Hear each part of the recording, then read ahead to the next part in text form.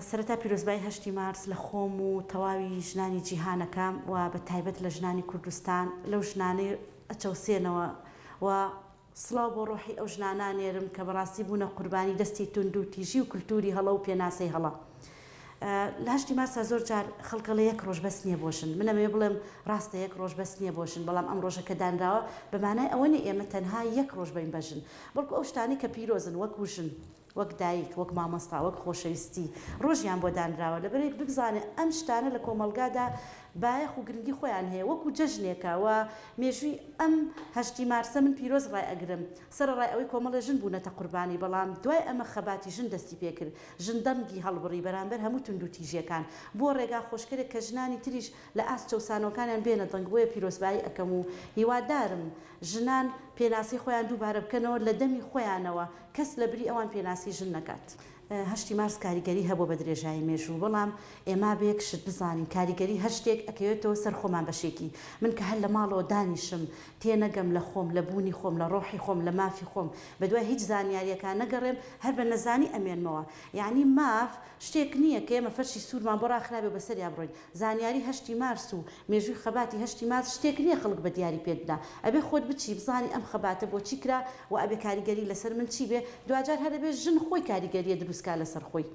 ئەکید کاریگەری خۆی هەبووە بەشێکی زۆری ئەو تونند و تیژیەش بەرهەمەکەی ئەگەڕێتەوە بە وشیاری ژن، چونکە کاتێک ژن وشیارە بێتەوە تونند و تیژی بەرامبەرەکرێ، کاتێک لەسەر مافەکەی خۆی هێتە دەنگ تووشی کێشابێ. بەڵام من ئەگەر ژنێکی دەستەمە و کۆیلە بووم و زانیاریم نەبێ ئەوە ڕوبەڕووی هیچ تونند و تیژێک نابمەوە.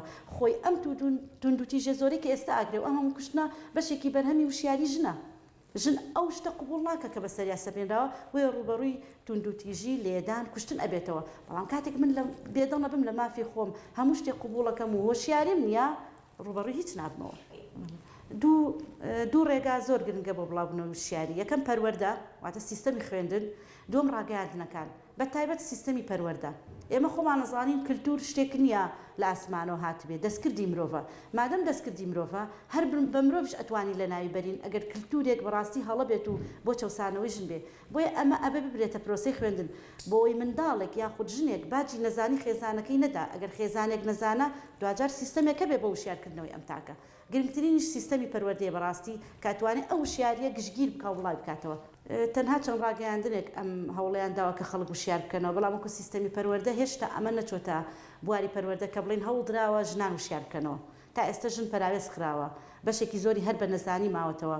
وەکوتم لە سەرەتاوە بەڕاستی بێ ژن ئەرکەکە کەوتۆتەوە سەر ژن خۆی لە ئێستا، بەڵام هیوادارم ئەم ئەرکە بکەوێتەوە سەر دەسەڵاتدار و حکومەت و وشیاری ژن ببرێتە سیستەمی پەروەردەوە. هەمیشە کۆمەلگا و پیاو و حکومت لە وشیاری ژن ترساوە.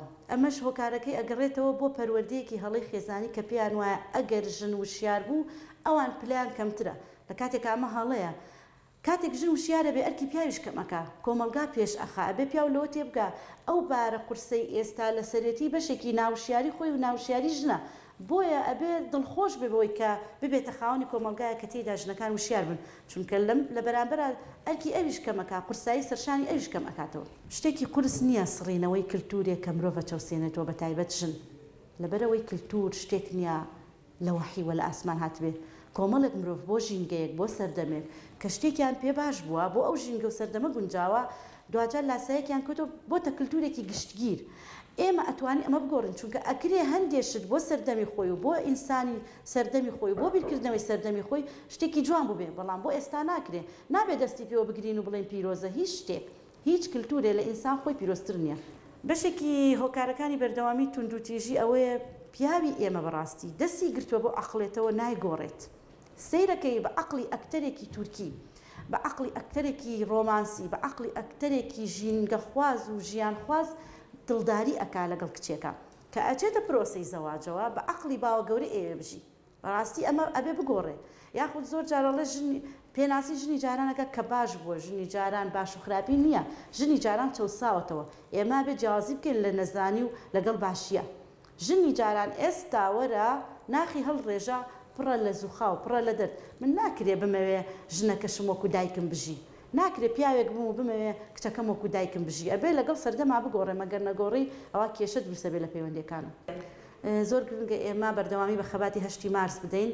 لەبەرەوەی ئێستا لایانی کەم کۆمەڵی دەستکەوت بۆ ژن هەیە بۆ منە من و پیاە کە دەوام ئەەکەین موچەمان دەواممان کاتی داوەکو یەکە زۆر جار ئاسانکاریش بۆ ژن ئەکرێ لەبەرەوە ئەبێم خەباتە بەردەوام بێ ئێمە ئاوا خۆمان ڕژبین نەکەین بڵێن بێبەرهەم بووە و هیچ نەکراوە ویستی ئێمە سەردەم بە سەردەم زیاد ئەکا بێ خەباتەکانیشمان زیاد بکە.